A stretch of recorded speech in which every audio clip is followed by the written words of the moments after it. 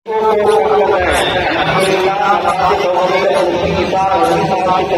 अच्छी हुई मगर उनको इतना ज्यादा कर देते कि आवाज गूंज रही थी, इसलिए वाली ने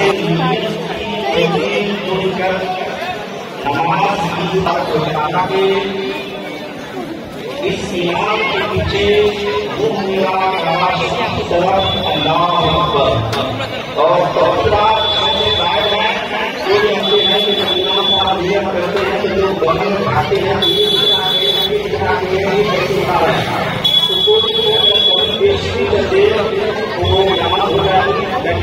जरूरत नहीं है। आप सुकून के साथ नमाज को अदा करने की कोशिश करें और अल्लाह से को साइलेंट कर लीजिए और बहुत सबको सीधी कर लीजिए। जब सब सीधी नहीं होगी तो नमाज खराब हो जाएगी।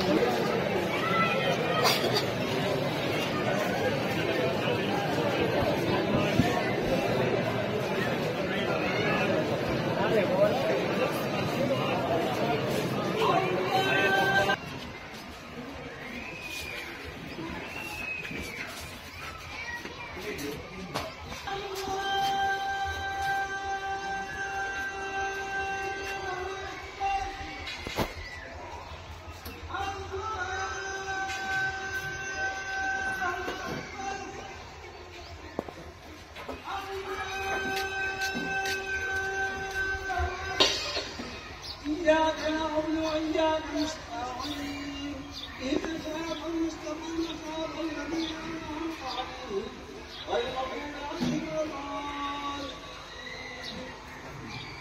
يا أيها الصلاة إن الله مع الصابرين ولا تقولوا لمن يقتل في سبيل الله أموات بل أحياء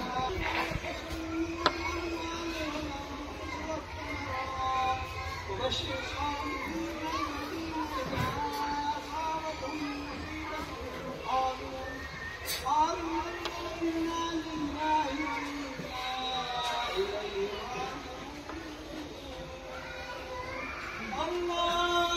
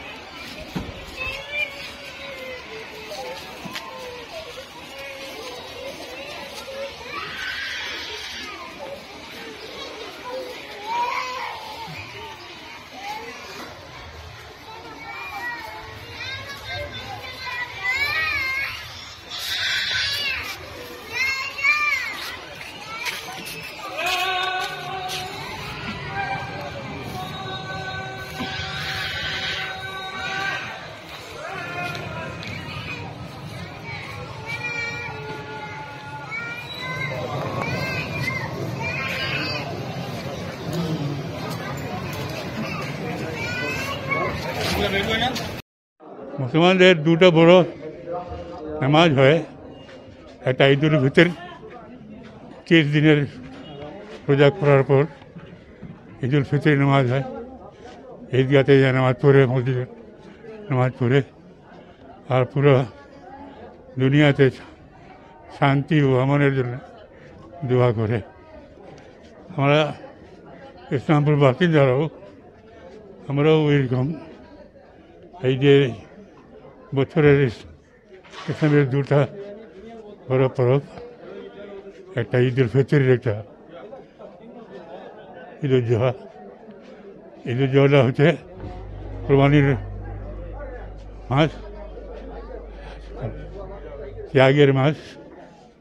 সেখানে এটা আমাদের নামাজ হয় একটা ঈদুল জোহা বলে। ঈদুল ফিতরের নামাজও এপ্রিল মাসে হয়েছে 1 তারিখে, আজকে 7 তারিখে ঈদুল জোহার নামাজ। আমাদের এখানে সকলকেই এই দিন দু নামাজ আজকে আদায় করেছি। এখানকার 1000 লোক ছিল। ইসলামপুর বড়ি ঈদগাহ বলে, ইসলামপুরের পুরাতন 115 বছরের 25 বছরের ঈদগাহটা। এখানে বরাবরই নামাজ আদা করে এসে ইসলামপুরের লোক। আবার বিভিন্ন মসজিদে আদা হয়, পুরো ইসলামপুরকে এখানে পানো যায় না। আমি ইসলামপুরের বিধানসভার MLA হিসাবে অসুস্থ আছি আজ কয়েক মাস ধরে। তবুও হচ্ছে যেহেতু এই নামাজটা ঈদুল জোহা নামাজ আমাদের ওয়াজিব আছে, মানে এটা পড়তেই হবে। ফরজ নাই, সুন্নত নেই, ওয়াজিব।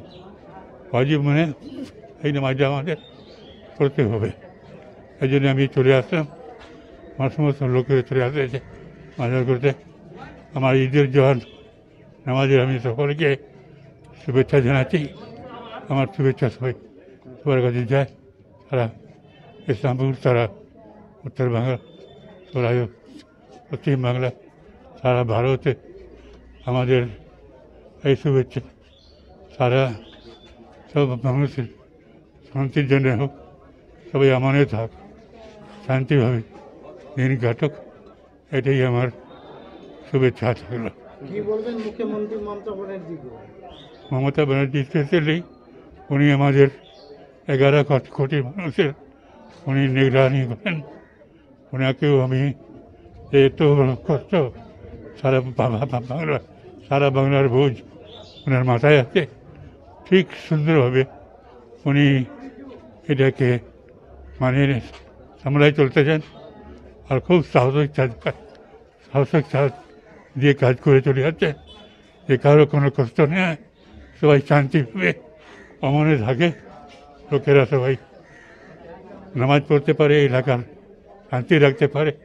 উনি বহুত চেষ্টা করেছেন, ওনাকে আমি ধন্যবাদ, আমার শুভেচ্ছা থাকলো। আজকে হচ্ছে খুশির দিন, কুরবানির দিন, ঈদ আজহা বলি আমরা। আপনাদের সবাইকে আজকে ঈদের শুভেচ্ছা ও মোবারকবাদ দিচ্ছি, আপনাদেরকেও দিচ্ছি, এবং সমস্ত ইসলামপুর ব্লকে এবং বিভিন্ন জায়গায় সবাইকে আমি আজকে ঈদের শুভেচ্ছা জানাচ্ছি। কারণ আজকে এখানে আপনি যে বললেন যে ঈদ কখন হয়, ঈদ এক এক জায়গায় এক এক টাইমে হয়। গ্রামে গঞ্জে 7:30 থেকে 8:30টার মধ্যে শেষ হয়ে যায়। এইখানে আমাদের 8:30 টাইম ছিল, 9টায় শেষ হলো আর কি। এইটা হচ্ছে মানে ঈদুল আজহার নামাজ, কুরবানির নামাজ। আর যেটা ঈদের নামাজ হয় আর আগে রোজার পরে, সেটা কিন্তু ওটা 10টার সময় শেষ হয়। তো তার জন্য আজকে সবাইকে আমি অনেক অনেক ধন্যবাদ দিচ্ছি, অনেক অনেক মোবারকবাদ দিচ্ছি। আর একটা কথা বলতে চাই যে কুরবানি করার পর আপনারা যেগুলো জিনিস ব্যবহার হয় না, আমরা যেগুলো জিনিস খাই না, সেই জিনিসগুলো যেন যেখানে সেখানে না ফেলে একটা গর্ত করে, সেই রাফিজগুলো ওখানে গর্ত করে 2 ফিট গর্ত করে ফেলে দিবেন। পাশাপাশি যারা চামড়া ব্যবসায়ী আছে, চামড়া ব্যবসায়ীরা যেন প্লাস্টিক করে চামড়াটাকে ব্যাগে ঢুকে ভালোভাবে সুস্থভাবে নিয়ে যায়, কোথাও যেন রাস্তার মধ্যে রক্ত না পড়ে। আমি এইটাও বলতে চাই, কেন যে আমরা সব ধর্মের মানুষ একসঙ্গে বসবাস করি। সমস্ত ধর্মের মানুষকে আমি হিন্দু মুসলমান সবাইকে আজকে ঈদের শুভেচ্ছা আবার দিচ্ছি।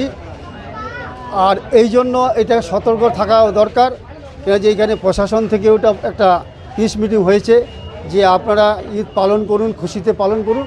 কিন্তু যেটা নিয়ে এখন যুগ যুগ ধরে চলে আসতেছে, কিন্তু বর্তমান যুগে সময়টা বদলে গেছে। এখন যত দিন যাচ্ছে তত সেনসিটিভ হয়ে যাচ্ছে। সেই জন্য সব মুসলমানদের আমি বলবো যে আপনারা কুরবানিটা ভালোভাবে করুন, কিন্তু কোথাও যেন অপ্রীতিকর ঘটনা না ঘটে, শান্তিপ্রিয়ভাবে করুন। ধন্যবাদ। আপনার